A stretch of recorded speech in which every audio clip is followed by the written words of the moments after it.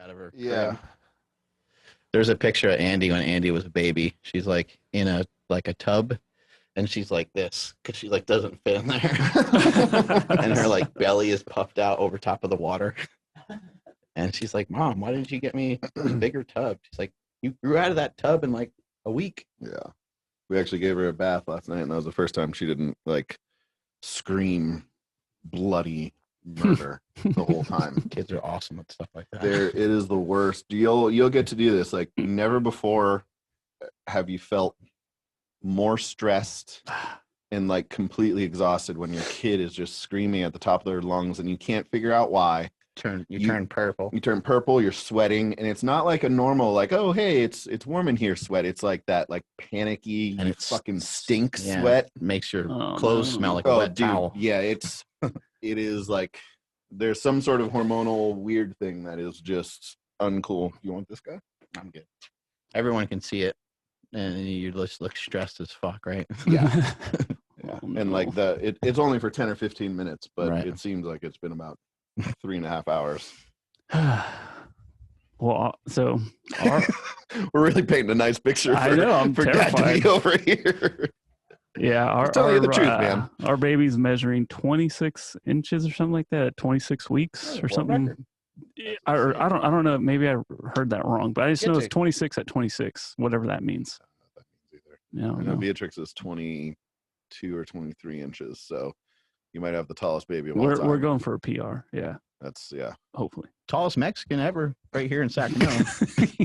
Oh no. Our boy, right? Taco truck, right? Yeah, taco truck.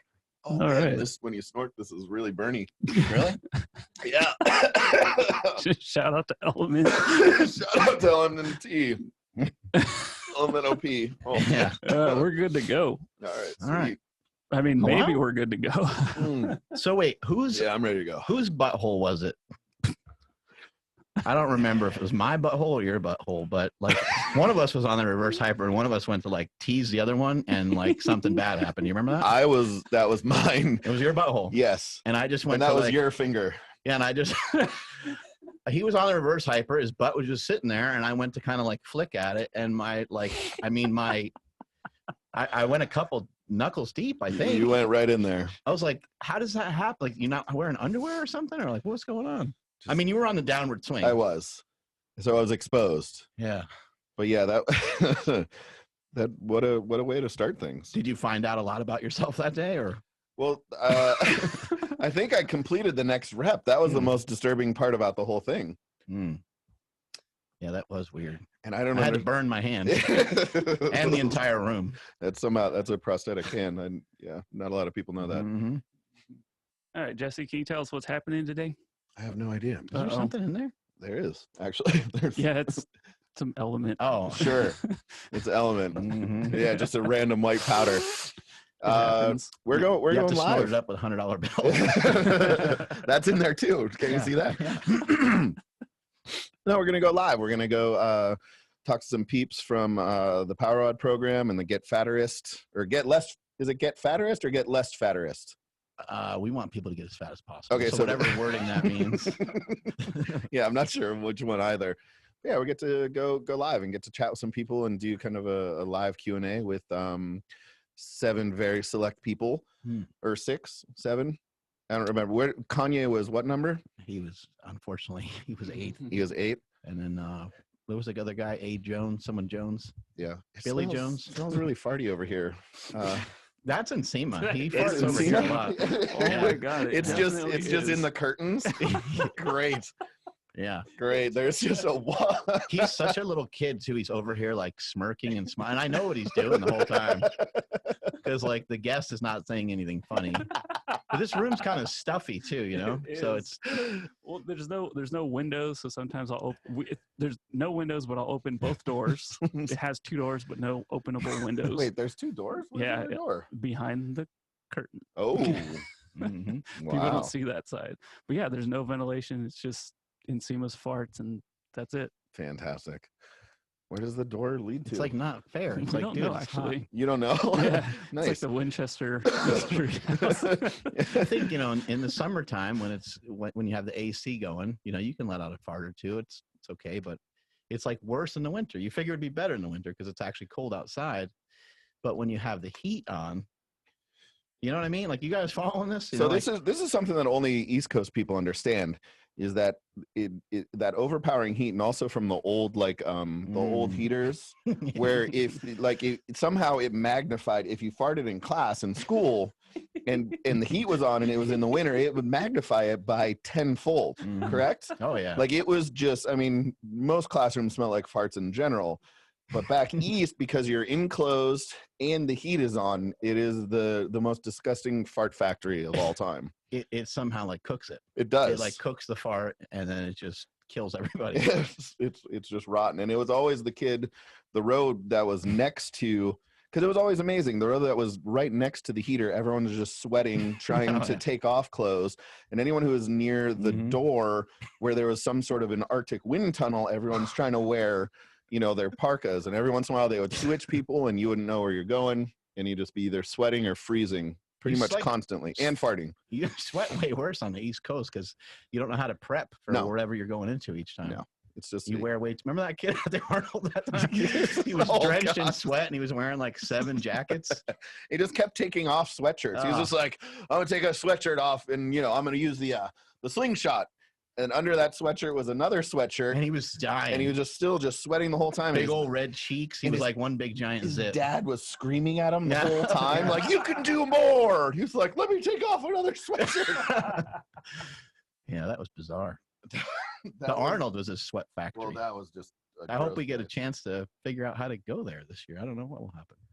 Is it going to happen? I don't know. They haven't? It's in March, dude. I don't think that they have enough leeway to lag time to... We're not allowed to talk about it. Oh, all right. I'll stop. All right, we got people. Yeah, we have. I thought we were doing that. Maybe I was wrong. Was that? No. Yeah, okay. It's just people. That was our opening monologue. That people excited about losing weight and living on the East Coast. That's right. Yeah. So what I can do is our buddy Danny's in the house. Let's see if he has a question for you, Danny. Hopefully you're ready because it's go time. All right. Yeah. Whoa! Hey, that's not Danny. Oh, that's Settlegate. Sorry. Oh, hey, Settlegate. Wow, I didn't know he had a camera on him. Yeah, we have a third camera. He has that on him at all times. Oh my God, that's confusing. Whoa. Wow, when will then be now? Soon. That's amazing. That's a good answer. I think I see Smokey on there too. Is that Smokey? No. Oh. No. It's just somebody with a beard. Yeah. Yeah. Smokey will be so honored. That's true. Hey, I saw someone with a beard. I thought it was you. Oh, there we go. Look at that. Hey. That's a hell of a beard. Look at that. There we go. It's all complete through the mustache and everything. Very nice. What's going on, man? Not much. How y'all doing? We're good. First, Mark, sorry about your loss, man. Sucks to hear. Thank you. Appreciate it. You know, I know your mom was huge. She raised some good people, so. Thank you very much. Legends never die, as they say, right? Yes, sir. Power Wad, dude, my shit is so phenomenal using it. Oh, great. So one night I competed at 198, set some records at a federation we just started off. Now I'm going up to 220. And my lift's already 35, 45 pounds more than what I'm. That's awesome, man. Good work. So I mean, I just put numbers on a sheet. I see you every day putting those down, and I try and repost it because, I mean, you're working your ass off. You're doing awesome, man. Yeah, the only thing my squats I struggle with big time. And I'm trying to, ever since I tore my groin, it's been an uphill battle. So yeah, that's I don't know how to kind of tune those in. Everything else is like perfect. Like I could deadlift 465, I can squat 320 right now. Yeah, it does take some time, especially if you had some sort of an injury.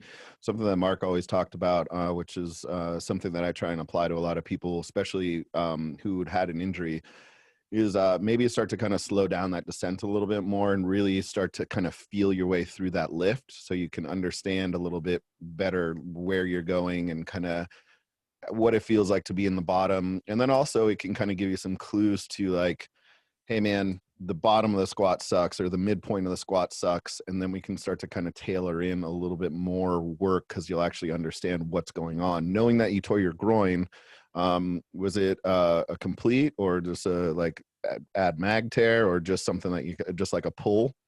It was a minor one with a pull. Like, it took 6 months for it to heal. I was repping 315 and I felt tight. And then so I dropped it down, went to 225, did 2 reps, and then I heard it pop and I went straight down. Okay. So unfortunately with the adductor, I mean, that's, you know, kind of a really important midpoint in your leg. So it can negatively affect not only your hamstrings, but also your, you know, your adductors, first of all, but your hamstrings, and then kind of your quad.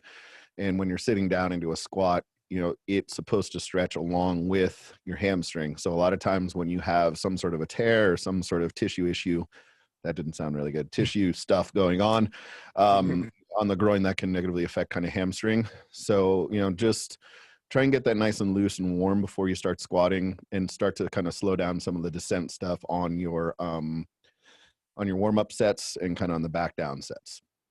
Okay. Yeah, and it just takes time, unfortunately, more than anything. It just, you know, those injuries, it takes time, and you feel like it's behind everything else, and you wish that you could speed up and catch up with it, but it'll make its way there on its own time, and eventually one day you'll squat whatever, and you'll kind of look back and go, oh shit, that didn't hurt at all. It feels a lot better. Yeah, if you have a sled to drag, some sled dragging might be pretty helpful. I don't know if you can mess with lunges, but lunges might be pretty useful, and stuff like step ups. You know, it's like you have a pain in a certain area, and certain movements are really hard, and they're very difficult to do. But for whatever reason, we're lucky enough to be able to move in some other ways. So maybe you can find something in some sled pulling or some like step ups or something like that. Yeah, I mean, I try to pull the sled around the gym all the time. There's not a lot of room in the back, so I'll tie it to me and I'll walk around the whole gym, and everybody's just looking at me. That's awesome. Yep, I'm doing what I'm doing. 5 plates, I'm pulling it. Bye.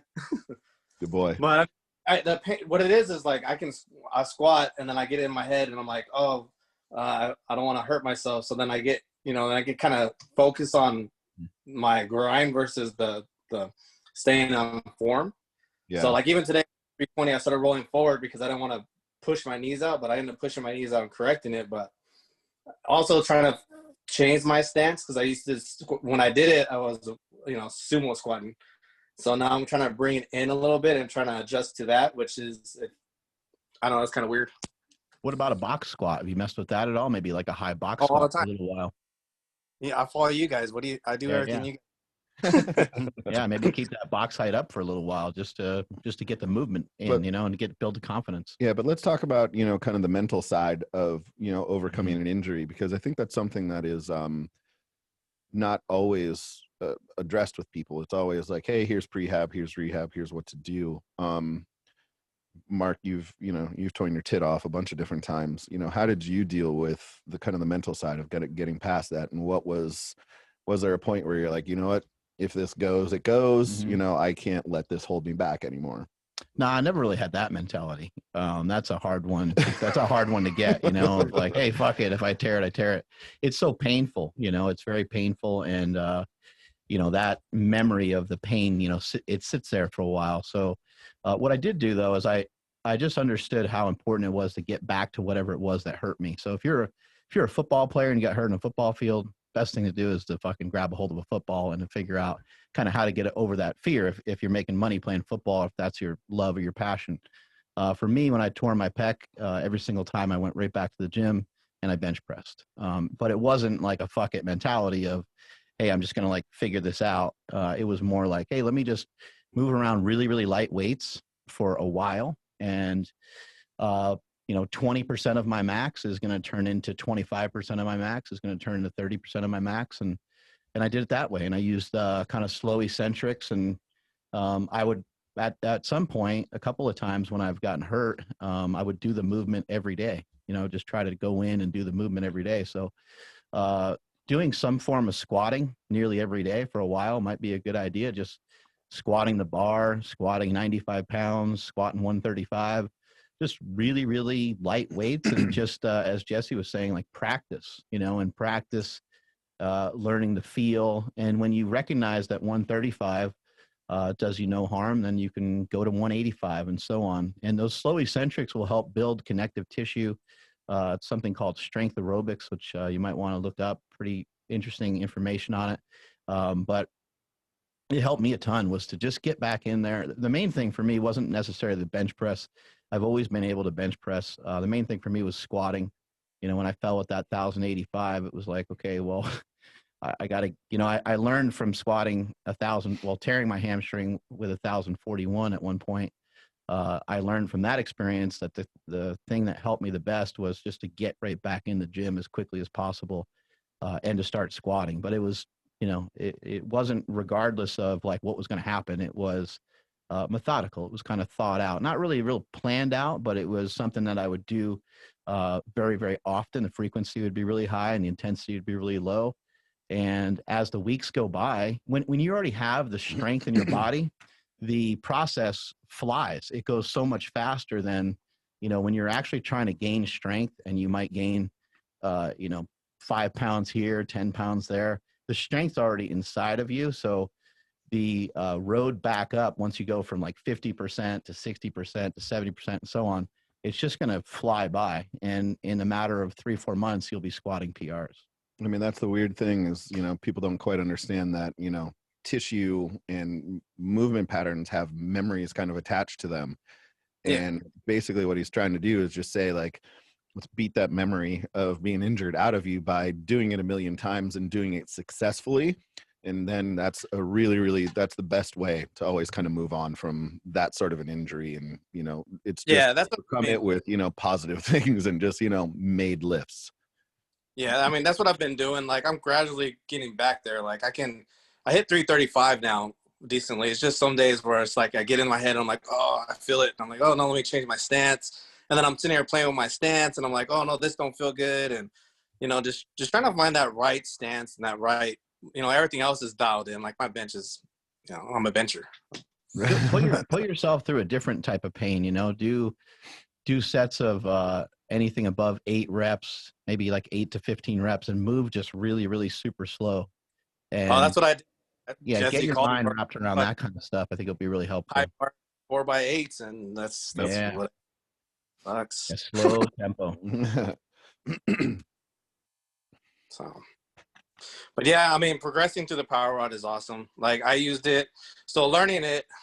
The first meet I did, I learned it, kind of got it down, and now I'm to the point where I understand it a whole lot more and how to run it better. Good. And so now I'm progressing so much more now. Like I said, everything's up. Like it's 220 competing. I got bench competition in December, and I'm hoping to be. I'm already kind of there over 350.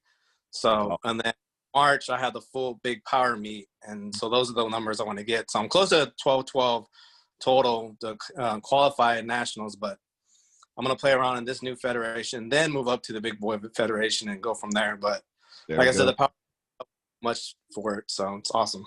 It's awesome, man. Thanks for kind of giving it the time that it needs to kind of work with you, and then get the understanding of it. Then I think the real power can kind of start to come in, because now that you're understanding it and you can work with it and know how to manipulate the program to better fit exactly your needs, things are really going to make move forward for you. So that's awesome, man. Congratulations, and keep posting those things, and we'll keep posting them up for you. But really appreciate your help and your support. Thanks. Appreciate y'all. Yeah, have a great rest of your day. Yeah, you too. All right, take care. Awesome.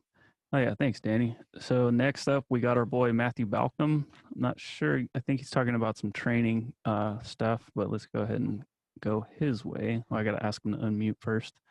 But yeah, Danny's dope, man. He's always tagging us and everything on Instagram, and it's cool seeing his progress. He's done really, really well, and I thought it was a typo when he said he was doing like 35 pounds more than the record he just set like 2 weeks later. And then I went back and looked, and he's just working his ass off. That was a good question too. It sucks when you have an injury. It is. Matthew, what's going on, man? Not too much. How about you? We're good, dude. Can you hear me? Yeah, we got you. Not much. Just want to open with my condolences for Mark, and also say thanks for running these events every week. This is a lot for us to learn. Sorry. Appreciate it. I'm starting with Winning Strength here on Monday, John Bauman, and I'm wondering, as a first time having a coach, what kind of questions, what kind of expectations should I have for specifically like exercises or gear or whatever? I think the biggest thing is when you start it with a coach, whether it's training, diet, any sort of mentorship, it's just communication. And, just letting him know not only what you have, but what your expectations are and what you want to kind of accomplish out of this is going to make his job so much easier and help him tailor everything that's going to go on so much better to you. You're never going to bother a coach letting them know how you're doing, how you're feeling. This exercise was better, this was worse, this hurt, this didn't. This all that information helps so much to whomever the coach is, help make sure that you are getting the best experience possible. I really think that so many people are way too shy about their communication and like, oh, this is too much. I'm bothering you, whatever. This is our job. This is what we like to do.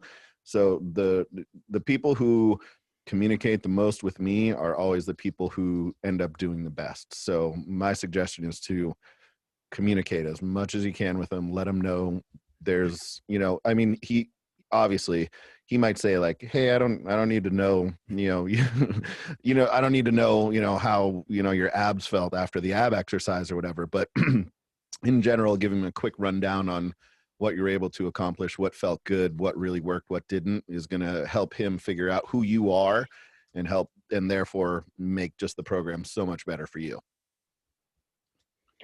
Cool. Yeah. One thing I'm struggling with myself, because I did all of this just from watching SuperTraining, is I constantly test myself like on a weekly basis. Like, how good can I squat? How much can I squat? How much can I bench? Is there any good tips for getting out of that mindset? Because I know that's not going to be what the coach is going to advise, right? Yeah, I think, we run into that. I mean, you use the word test. I mean, that's a perfect example of what's going on, is that you're testing your strength, and maybe if you test your strength too much, you're not able to build your strength.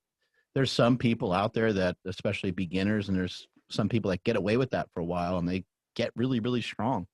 But for the most part, like, that will catch up with you at some point, and your shit will start to fall apart, and go backwards, get injured, those types of things. So you really want to work on trying to build and be really patient. And then also think about, there's a lot of bodybuilders and people that just have great physiques that are incredibly strong, and they don't really focus in or concentrate that much on lifting that heavy. They concentrate more on the muscle. They concentrate more on hypertrophy. I think a lot of powerlifters can get a lot from that, like just not caring that much about. I think, sometimes when we try, we end up kind of screwing things up because we're like trying too hard. And I'm a big believer in try not, just kind of do and let the process take its time. I mean, all this stuff takes a long time. You're not going to necessarily get there any faster by trying to do a PR, every week or every other week. It's exciting and it's fun. And there's nothing better than, trying for a, heavy deadlift or something like that. But really got to recognize that the human body doesn't work that way. The human body works amazingly with adaptation. And a little bit can go a long way. So small adaptations over like a long period of time is how we grow. And if you try to kind of over-program yourself or overdo it at any one given time, then it usually leads to some setbacks.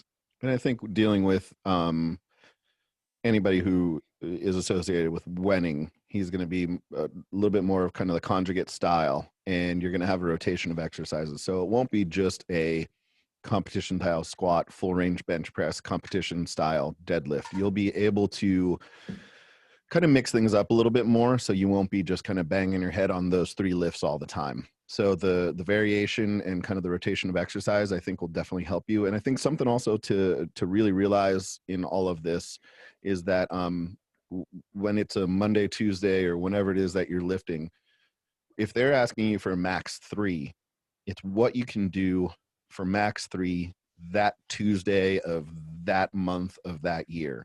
They're not asking you to break an all-time PR. It's a daily max. Give what you got that day.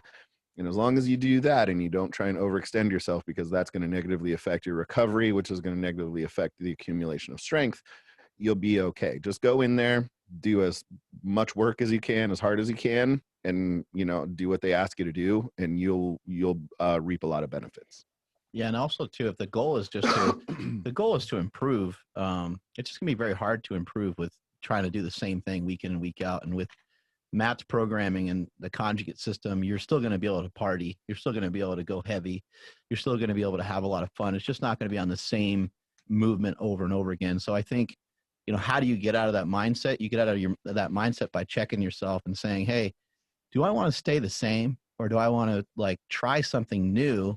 Do I want to lean into something new and different and be open-minded to this new program and just give it the best shot that I can and see if that will help with improvement? I think that you'll be kind of amazed at the results that you're going to get, because when you're doing that for yourself and you're going heavy, and you're probably leaning into a lot of things that you love, which is great because that's your interest level. But when you start doing a couple of things here and there you really don't want to do, but that are going to help you with the adaptation process, you're going to be strong as fuck and you're going to really like the results.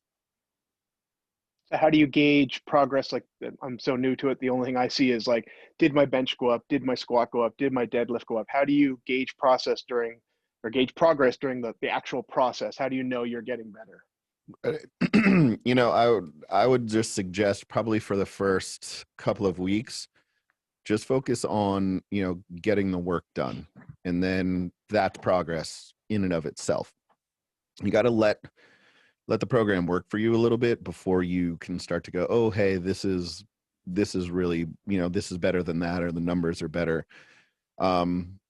Again, I don't know exactly what your program is going to look like, but you're probably going to get crushed with some initial volume, and you're going to get hit on the head with some exercises and some muscle groups that maybe you haven't been paying a ton of attention to.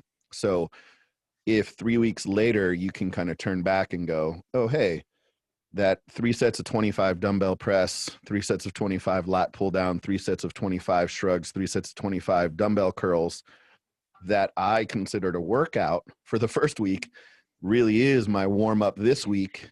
And I'm still, you know, hitting maybe a PR or being able to lift whatever you consider heavy. That's a fuck ton of improvement, dude.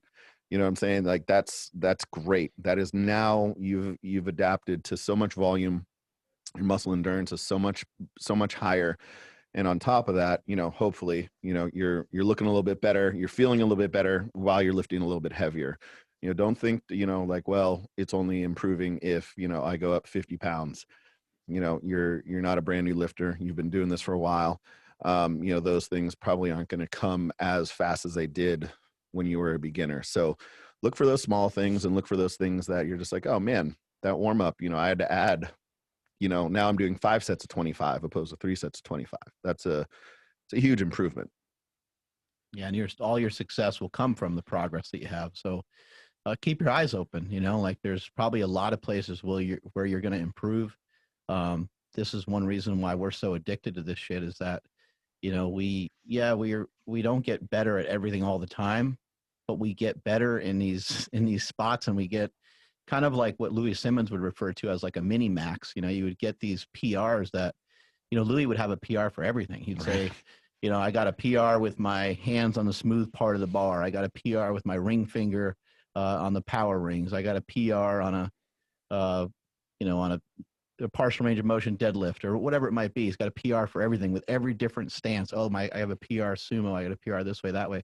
So you're going to see a lot of that, you know, flat out just in the weights.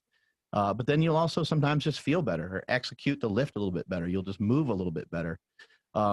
Squatting lower. I mean, that's an improvement.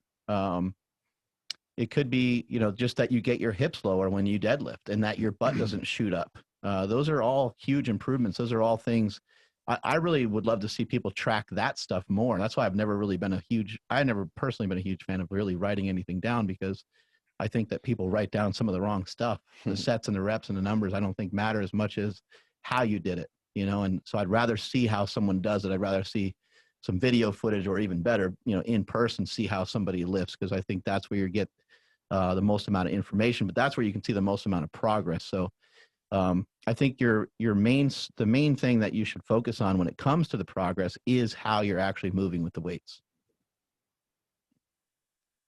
Awesome. Well, thank you very much, guys. Absolutely, man. Thanks for tuning in and all the support. We appreciate it. Appreciate it. Have a great rest of your day. Thanks. Dope. All right. So I'm pretty sure. So Paul, if you can, I'm going to ask you to unmute yourself right here in a second. I believe he has a question in regards to back pain. Perfect, guys. Thank you. And again, Mark, my condolences. I know what that's like. I just lost my mom a year and a half ago, so it'll get better. So I've been going through a squat program this whole month of October, and it's just wrecking my lower back. Just the volume, I think, or who knows? I'm old, so it could be that too. But what do you guys do for prehabbing or rehabbing just that lower back kind of sciatic area to keep going? Just moving to bench only. I did that too, and I thought I had a tear, and I'm like, what the hell? Man. That happens too, right? Yeah, I had 280 pinned on me, and my wife had to help swap me, and I was like, Yeah, strong wife. That's awesome. She's got a good deadlift. yeah. I think there's a number of things that you can do, and I think one of the things that is overlooked is start to look maybe not necessarily at what you're doing in the gym, but what you're doing outside of the gym. If your lower back is hurting and then you bench and your pec is hurting, maybe we look at, hydration, maybe we look at diet, maybe we look at recovery, some sleep aspects of things, because I don't think for you, wanting to lift and hard work isn't really the issue. It might just be the fact that you're overstressed, under-recovered, and underfed. And dehydrated all kind of at the same time, right? Look at me, Jesse. I'm not underfed, but I couldn't tell with that beard, brother. I don't know what's underneath there. Yeah. It could be no chins. It could be 4. That's why we all have them. Right, like Eddie Cohen says, just lift one chin up. Yeah, exactly. So I would first look there. And then I think second, you need to really kind of, this is where, we can kind of help you out is, send us some video of what's going on with the lift, kind of from the side or a 45-degree angle, not necessarily from the front. And let's kind of see what's going on, because you could be kind of dumping all the weight into your lower back, not using your legs. It could be a warm-up issue. So, I mean, that's when the rehab stuff comes in. I'm a big believer in, I always really like kind of the winning warm-up type of stuff where you go in there and you get real hot, real sweaty, trying to actually catch a pump in the muscles that you want to use before you start using them. So for squatting, we don't necessarily want a ton of lower back pump, right? So we want to get those, those hips, get those glutes, get those legs, hamstrings really kind of involved, woken up and ready to go. Once you have that, hopefully you'll be able to feel the squat a little bit more, and maybe then you'll be able to understand where it's breaking down, and that should be able to kind of give you some feedback and idea of what you need to do. And it really just might be going in there and doing 3 sets of 25 leg extensions, leg curls, air squats, and some hip thrusts, and walking around with a leg pump and then going and squatting and going, oh, I'm supposed to use my legs to squat. I'm like, oh, sick, dude, this is so cool. Even just doing some leg press, just real monotonous stuff, just to understand the movement pattern that's coming, just to really kind of prepare yourself for what's to come. A couple things to try too would be, like when you're bench pressing, maybe have your feet up, or maybe do floor presses for a while. Maybe just kind of pay attention to how much the lower back is getting involved in other movements. If you're doing things like curls, and just anytime you have an opportunity, this is the opposite of what we recommend most of the time, but anytime you have an opportunity to like sit down or lay down, like do so, in your training session, to try to keep some pressure, off of your lower back. Things that are iffy, as our buddy Kelly Starrett says, they're iffy, and they're probably not going to get any better. So when you go to do a squat with 225 and you're like, oh, I'll just see how 275 feels, it's going to feel worse, so maybe just use 225 for the day, or maybe just kind of recognize that the day is not going to go the way that you wanted to, and you might have to do some other exercises. If you have access to something like a belt squat, something like a hack squat, leg presses, if you have access to any of these other things, even a trap bar deadlift, you can really, utilize movements like that to kind of build up your legs, as Jesse was kind of referring to. But even if you don't have access to some of that stuff, you can do lunges and body weight squats and squats with a kettlebell. I mean, you have to kind of do like a wimpy workout in comparison to what you want to do, but you might be able to get some good blood flow into your lower body and give your back probably the break that it needs. A lot of times what I see from most people is they're just going a little too heavy for a while. So that might just be another option. Just say, you know what, I'm just going to like do some speed work for a while, you know, use it as an opportunity to say, hey, you know what, I'm going to see how my back feels when I do speed work for a month. And I'm not going to do really anything heavy. I'm not going to do anything all that challenging. Sometimes it's just, it's so silly, but sometimes it's like 1 or 2 workouts. We just need like a break from like 1 or 2 workouts. And I try to advise it to people, but it's very difficult to tell someone, hey man, just don't bench. Like you said, your shoulder hurt, just don't bench press. And they're like, man, but really what? And sometimes it's just that one break, that one workout that can really help. So maybe you got to back off a little bit, or maybe try some speed work for a little while, change things up a bit.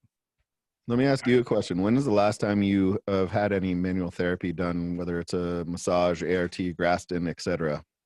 I had a massage a week and a half ago. Okay. Chiropractor visit the week before that. A little bit. But I think it's just the volume. I think it's just, you know, that's kind of the weak point, I think, in my back. And just, do you have manual therapy scheduled like once a week or so?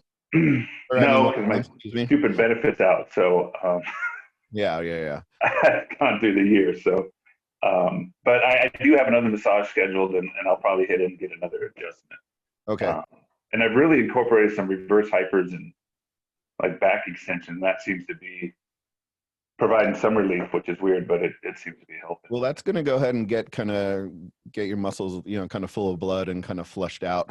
But what I think we need to think about is you're doing you're paying a lot of attention to that lower back, and you're doing a lot of stuff with your lower back, which kind of signals to me maybe your back is stronger than your legs. So maybe we need to do a little bit more leg work, because if your lower back is trying to take over a leg movement, that's where you're going to start to get hurt. And I mean, your lower back is certainly involved in a squat, but it certainly isn't the main mover in a squat. We can all agree with that. That's just going to be a stabilizing position. But in doing so, if you are using your lower back and not your hips for whatever reason, whether that's a glute weakness or, you know, a tightness in your quads or your hip flexors, that's an issue that needs to be addressed. And you can't really address that by doing more lower back work. Okay. Does that make sense? It does. So maybe really try and double up on, you know, kind of some glute work, couch stretch, and really just try and, you know, take some of that squat volume that you think you're getting and apply it to, you know, some leg press, belt squat, whatever, that is going to force your legs to be the main mover and not allow your lower back to take over. All right. So my gym, I don't have a squat press or a belt squat. Would it just be like goblet squats or stuff like okay. Yeah. Anything that's gonna, you know, I mean, you can even, you know, do like the Spanish squat or you know, the sissy squat, you know, wrap a band around a pole and, you know, kind of sit in your legs in there. You can do that. Anything that you know that is gonna literally just blow your legs up, do that. Okay. All right. So yeah, any single leg, you know, step ups, lunges, you know, like that sort of stuff will really pay, you know, big dividends. Yeah, lower some of the intensity and raise up some of the frequency. Okay. Cool. Thanks, guys. Thank you, brother. Appreciate it. Thanks for the call today. Awesome. So I'm hoping he's ready, but we're going to head over to Frank. I know you asked a bunch of questions via email, so we're going to just ask you to unmute right now, and then we'll see what you got for us. There's Frank. What's up, Frank? Yeah. Hey, how's it going? Going great. I was wondering, when you guys say 4 sets of 20, is it with the same weight, or if I use 25 pounds, would I use the 25 pounds for the 4 sets of 20, or would you, if the 25 pounds feels light, would I go a little bit heavier to the next one? I think you got, you know, multiple options there. Like I personally have always liked to try to go basically light, medium, heavy. And then if there's a 4th set, then I guess I'd go heavy again. You can kind of pace yourself into that, and you can kind of dog the first maybe 2 sets, and then the next 2 sets you can bring that intensity up a little bit and try to handle 25s and 30s. Or another option is to, every minute on the minute, do your 20 reps with 20 pounds, and both will get you great results. They just have slightly different. One will require you to just lift more weight and have more intensity. The other one might require you to have a little bit better conditioning. So, and in the Power program, that's, I purposely leave that vague for a lot of people because, everyone's goals and what they're trying to get out of the program is going to be a little bit different. So like what Mark says, you could kind of make it a little bit more minute on the minute superset stuff and try and really kind of put it together. If your goal is to try and, look a little bit better, lose a little bit of weight. If you're looking to go ahead and use a little bit more weight, and just kind of get jacked, then, that's there for you as well. So keep in mind, you're going to probably see that same accessory movement for 2 weeks. So for the first week, just test it out. See if, because as innocuous as 4 sets of 20 is with 25 pounds, by the time that last set comes around, you might be like, fuck, I should have used 15s or I should have used 10s or something along those lines. So kind of feel it out the first week. And so you don't kind of overextend yourself and negatively affect your recovery. And that second week, you're like, okay, cool. I did 20s pretty easily last time. So I'm either going to try and do 30s for all sets, or I'm going to go ahead and kind of chip up and see what I could do with, for my final set and see if I can get to 45 or whatever it is. And neither one of us would be sad or mad at you if you, went for a little heavier weight and only got 12 reps on the last set. It's really just about, trying to find a way to get yourself to push yourself, as hard as you can, basically, and then some. Let's say if I do get to 12 on a heavy set, should I just lower it real quick and to finish the 20, or would I just call it that one set? I would just probably call it that one set. And then, if you have another set, maybe, just say like, okay, well, fuck it. I'm going to, stay with 40s. And my goal is to get 12 on that last set again. But also pay attention. Make sure you write that down. And then, for, if we're talking about, shoulder press or whatever it is, if your shoulders are fucked for the next 2 days, go, you know what, maybe I'm going to go ahead and lower that and try and stick to 20s because that kind of screwed up, trying to put the bar on my back to squat, the next day or two after that. I see. Another question. When I'm doing the workout, should I do it more like powerlifting or more bodybuilding, more focusing on the quality of the movement and then feeling the muscle contract and really paying attention to that? Or should I just do more like on just trying to move the weight and still have good form? I think you want a little bit of both, barbell movements and compound movements should probably be done in a more aggressive fashion. And maybe there's a little less mind-muscle connection on those. There's a less bodybuilding method applied to those. Not that you can't apply bodybuilding to those. You certainly could. But they're not isolation exercises. They typically will kind of incorporate the whole body, even something like a bench press. You're bench pressing the weight with like your whole body. Deadlifting is a whole body movement, obviously, and same with squatting and, military presses and so on.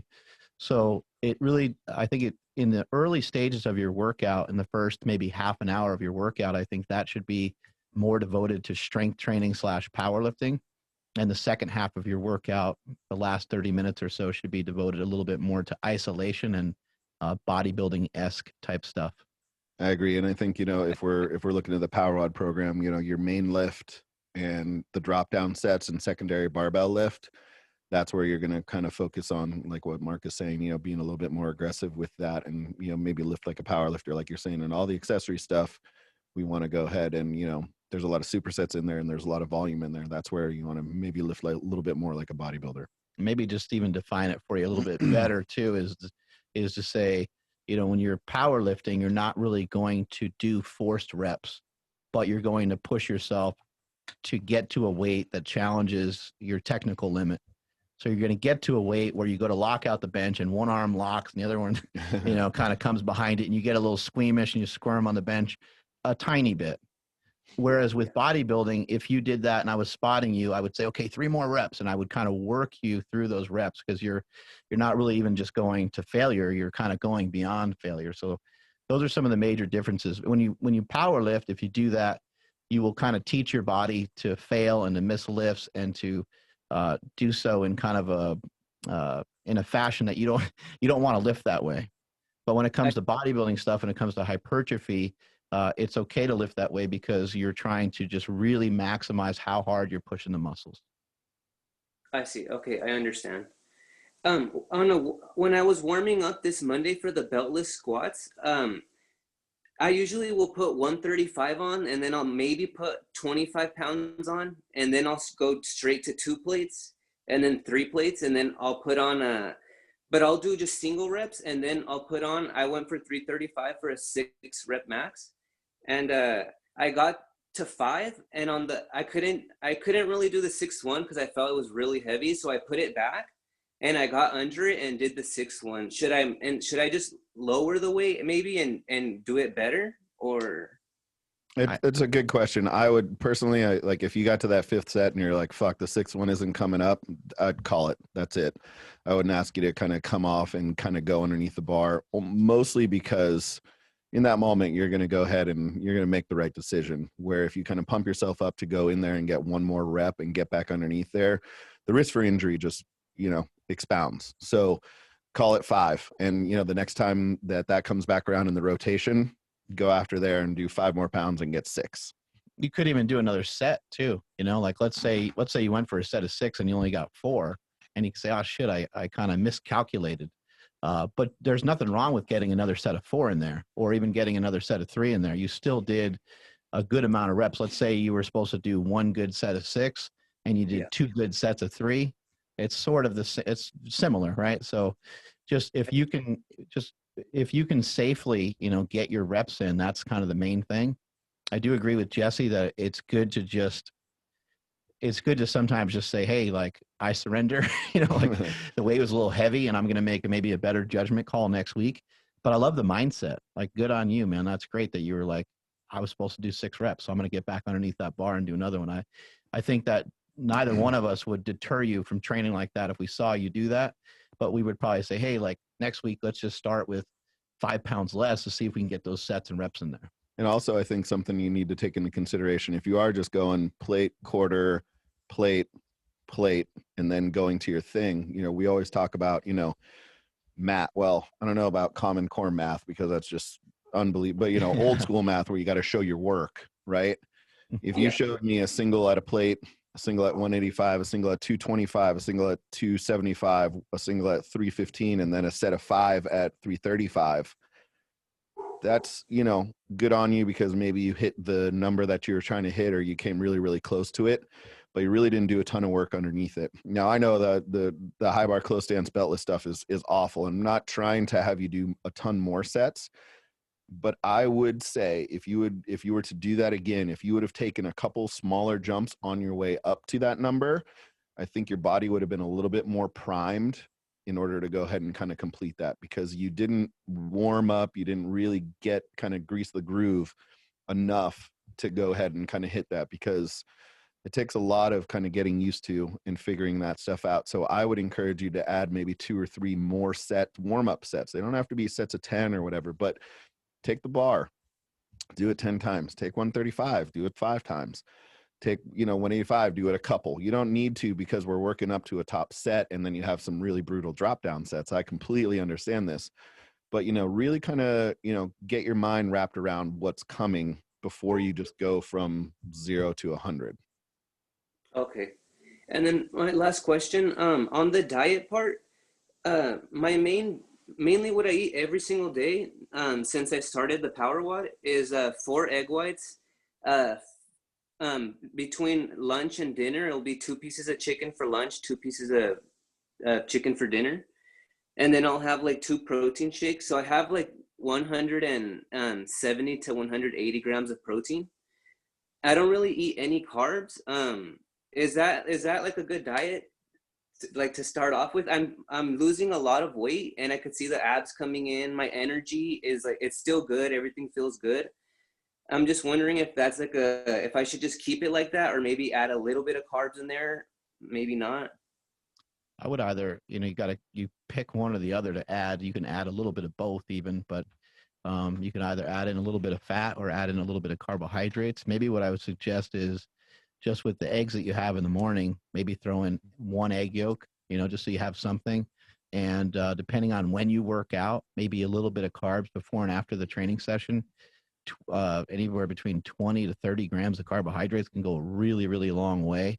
And what you might notice is that when you get into, exercise number 3 or 4 in the middle of your workout, you just have like a little extra gear. It's almost like the stuff that you did towards the end of your workout feels just as good as the stuff you did in the beginning of your workout. So carbohydrates are great because they can help you really recover from the workout and get you into your next workout feeling a little bit better, but also they can give you a little burst of energy. That's what they are. It's just quick energy. So it can give you some quick energy going into a training session. Rice, potatoes, things like that are good. Fruit works really well. Even something like rice cakes before and after a training session, just a couple of them can really help a lot. I would also just listening to what you're eating every day. I think a couple things. Don't be afraid to throw a little bit more variety in there. You can throw some, hamburger, cheeseburger, whatever, type of thing without the bun in there. You can throw some red meat in there. Feel free to throw some fish in there. And then, the 2 protein shakes, depending on lifestyle and what you got going on, that might be the only thing that you can do. But if you can kind of keep those to the situations where it's your only option, and if you can throw some more actual whole food in there, I think that will kind of help things as well. And I would also, 4 egg whites is for breakfast. That's not a lot there.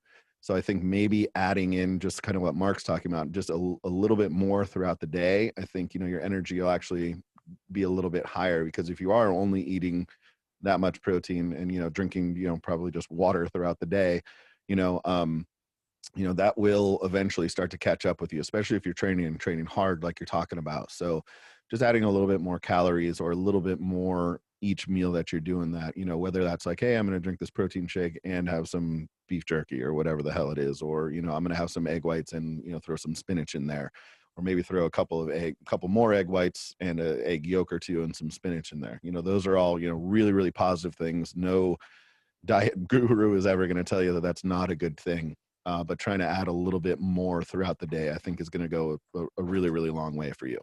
You want to be careful of your hormones and your electrolytes. So what that means is basically, try to find a way to get in some salt. I'm not sure if you're salting your food at all, but I would highly recommend that, especially at the moment when you're not eating any carbohydrates. There's a product on the market that's called Element, which is a great product. You can get that off of Amazon. You can also in terms of the amount of fat that you're taking in a very, very low amount of fat. And after a period of time, we need fat, we need cholesterol in our diet. It's the backbone of testosterone. And so, unfortunately, after a while of doing that, you'll lose some sex drive and you might run into some issues that you definitely don't want to run into. Most bodybuilders do going into bodybuilding shows and stuff like that because they really reduce their fat a lot. I would say, how much do you weigh approximately? Right now, I weigh 175. Yeah, I would say that you should be getting in, a minimum 50 grams of fat every day. So I don't know if you track anything or if you're even just, glancing at stuff here and there. If you eat 5 times a day, you should have 10 grams of fat in each meal. Something like that. It'll just give you a little bit more. And remember, we're playing the long game here. This is, we're not trying to really necessarily just get in shape for one thing or get strong for one thing. And so that's why, in the gym, we don't have to act like a total maniac all the time. And when it comes to the diet, we don't need to, reduce carbohydrates and fat down to nothing, because if we do that for too long, it's just going to be really, really hard to maintain that for any length of time. And we need to really build consistency is what we're after. I feel like if I do add carbohydrates and fat, that I'm not going to drop weight anymore, and I'm just going to start either gaining weight or stay the same. If I do add carbohydrates, should I just do maybe like a little bit of the high interval, the HIIT workouts, something like that? No, I think you'll be fine. Track your body weight and see if you're still losing some weight. I wrote a book called The War on Carbs. It's on Amazon. You can also get it off our website, markbellslingshot.com. It's like $20 or something like that. But if you are kind of nervous about adding anything in to kind of halt your progress, you might want to kind of continue on your way on a lower carbohydrate diet. But Jesse and I have helped thousands and thousands of people out with low carbohydrate diets. And we actually found that people that are active, and you said your abs are starting to come in. I mean, it wouldn't surprise either one of us that you would be able to still get really great results being 170 pounds, having, 50, almost maybe even more like 100 carbs a day. I would just throw in a little bit, just try having in, just even do 1 serving of carbohydrates a day, and your fats, spread them out throughout the day would probably be the most effective way to do that. But just have your carbohydrates once a day, maybe even spread them out twice a day. And you have to keep in mind that what we're trying to do is we're trying to be like the most optimal, right? So we can kind of say, oh yeah, if I do this crazy thing, it will be optimal, right? Well, it will be optimal, but only for a really short period of time. And so when I think about like gaining muscle, and I think about like what bodybuilders do, they're the most muscular people on the planet. They eat carbohydrates kind of throughout the entire day usually. And I'm not saying that that's what you should be doing. But it is a good example. And they usually use carbs before their workout, during their workout, and after their workout. And one of the reasons is it helps keep the muscles full of glycogen, and it helps the muscles to repair. It helps to get sodium and potassium, and it helps get basically just put all the right stuff into the muscle cells when we're training and when we're done with our training. And so if I start to think about that, I'm like, yeah, you know what? A low carb diet does work really good to really shed body fat. But what does it do to really promote and help with lean muscle mass? And does it help build lean muscle mass? Maybe we can kind of get a little bit of both going on at the same time. Very, very difficult to be burning body fat and gaining muscle at the same time. But if we nail the diet just right, I think that we can do it. And I think that your progress will actually be faster. You might not really lose weight as fast. You might even gain a little bit of weight at first because you might hold a little bit more water, because carbohydrates, they help hydrate the body. But in the long run, you'll be more jacked. What good is it going to be shredded up if you only weigh 150? We'd rather see you be shredded up at 170, 175 and have people go, damn, dude, like, what you been doing? And remember, we're certainly advocates of a lower carbohydrate lifestyle, but never once have you heard us say a lower calorie. So if we're just going off of just general calories here, you're operating on just solely protein. You're operating on 1,000 calories. You can only operate like that at the way that you're going for so long. So by simply adding in some more good calories throughout the day, it's going to help your energy throughout the day. You're going to be able to accomplish more and get more done in those workouts. And also keep in mind, if you're following PowerWatt, it's a 4-day-a-week program. So we're asking you to take in 50 grams of carbohydrates around your workouts 4 days a week. Those other days, you don't necessarily have to. So, we're almost kind of looking at like a carb cycling type of thing, where you're going to have a little bit of carbs on your workout days, and on the other workout days, maybe you up the fat a little bit, because it seems to me like you're a little bit uncomfortable with adding stuff because you're afraid of it just adding a ton of weight to you. And a lot of times in these situations, when we actually do add calories to clientele, they are astonished because they're eating more and they're actually looking better and losing more weight. We got, like Mark talked about prior, there's a hormonal aspect to these things where you have to be eating a certain amount of calories in order for your body to work at its best. Like if you're driving a car and you constantly only keep it at 1/8 of a tank or just enough to that light to come on, right? Your car just doesn't operate really well. You don't necessarily have to be full, but half a tank, you're going to run a hell of a lot better than just always running with that light on. So I'd really encourage you to add, maybe for you, just to make it really simple, on your workout days, add 50 grams of carbohydrates in and around your workout. And on your other days, add in 50 grams of fat. Dude, I also want to say you're a savage. Hell yeah. I love it. That's awesome. I want to train with you. Your mindset of like getting after that extra rep, and then like you're on this fucking crazy diet. Like I wouldn't be able to do that diet. So kudos to you, man. I love the mindset that you got. That's really the most important thing. We can't teach that. Oh yeah, I appreciate it, guys. Thank you so much. Absolutely, man. Thank you. Have a great rest of your day. All right, you too. Take care.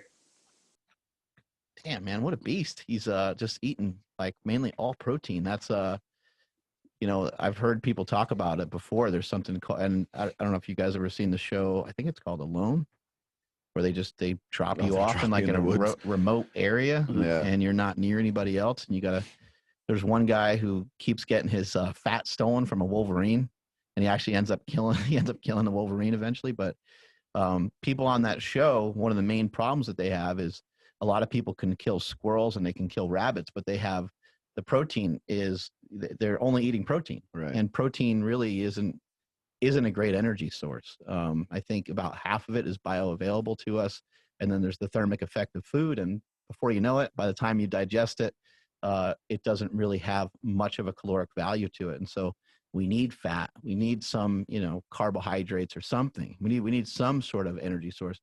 We don't necessarily need dietary carbohydrates, but I think in order to perform the best, and in order to, you know, if you're trying to look like Stan Efferding, like we don't really know anyone that looks like Stan that doesn't eat some carbohydrates here and there. They eat a lot of carbohydrates. Yeah. And I think something that Jesse and I learned also is that you want to get your body pretty efficient at burning carbohydrates. Yeah. Like, you don't want to teach your body to not be able to deal with carbs.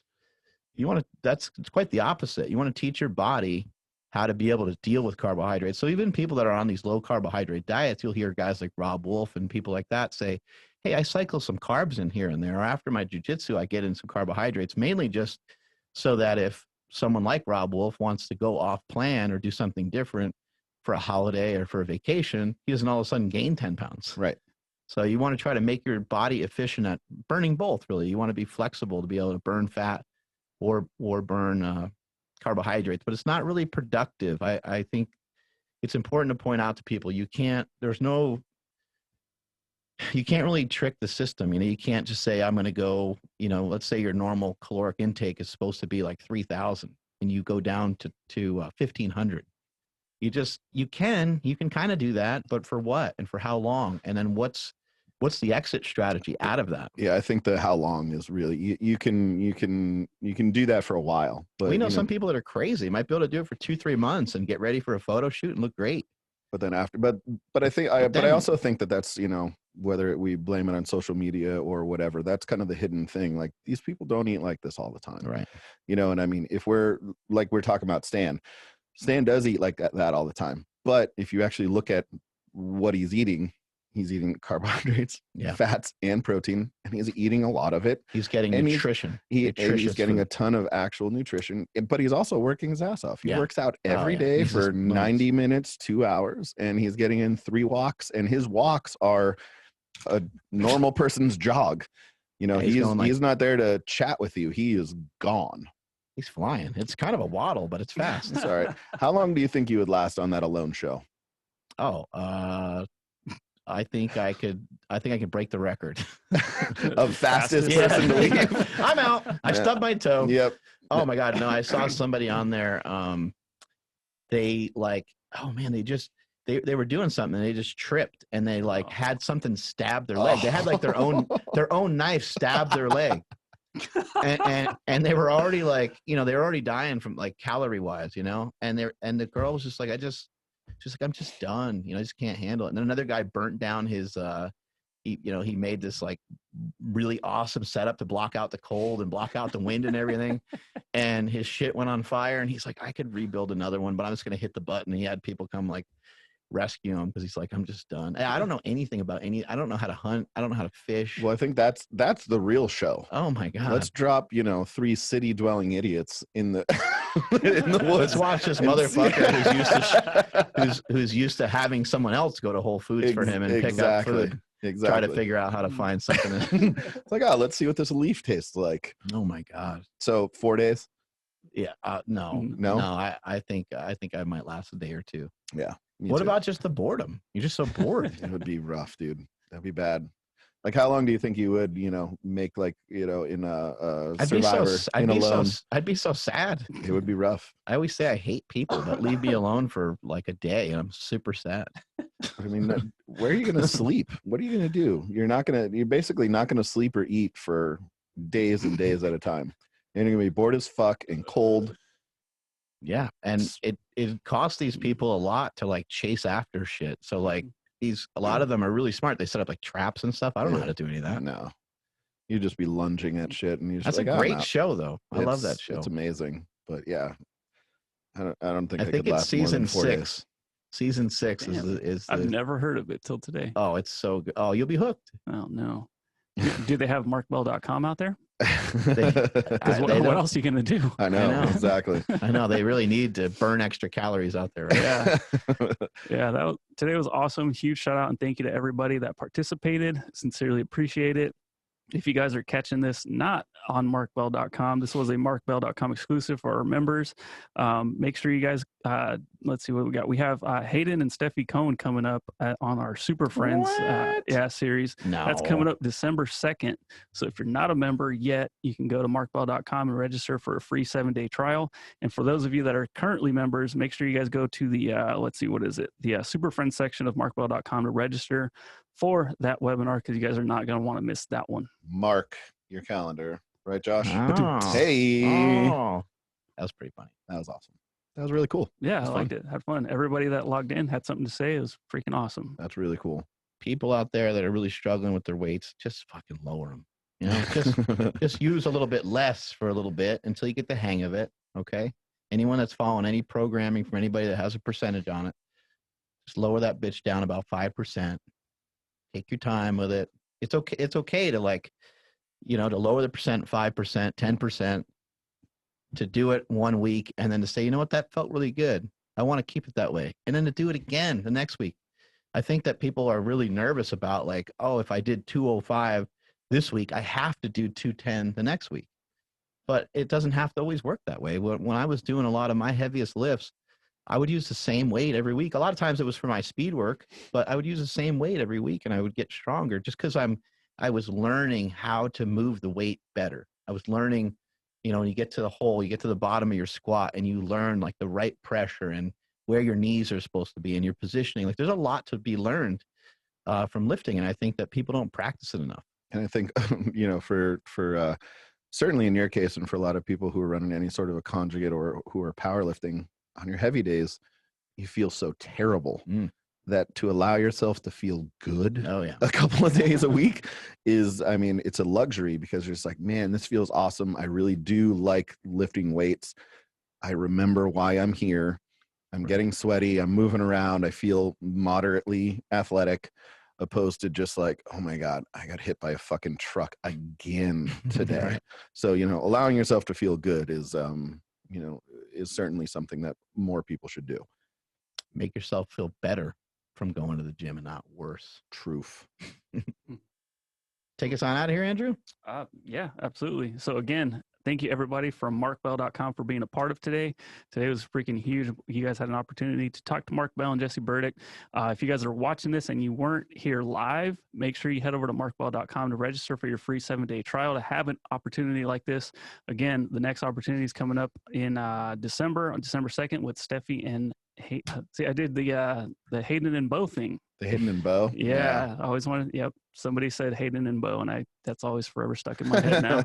But Steffi and Hayden are going to be on markbell.com Super Friends series. So please be on the lookout for that. And again, thank you everybody for being a part of this. Mark? I like that. Hayden and Bo. Hayden and Bo. Sounds like maybe they should have another line of maybe their apparel. Or it kind of leaves her. Yeah. It leaves super her out fancy. Yeah. Hayden and Bo, and then it leaves her out. But that could be a fancy ladies line of clothing. Mm-hmm. Oh, is that a Hayden and Bo skirt? I would say another women's garment, but I don't know anything else besides skirt. If there's any other, shirt, skirt, and that's about all. Matter. Is there? Yeah, dress.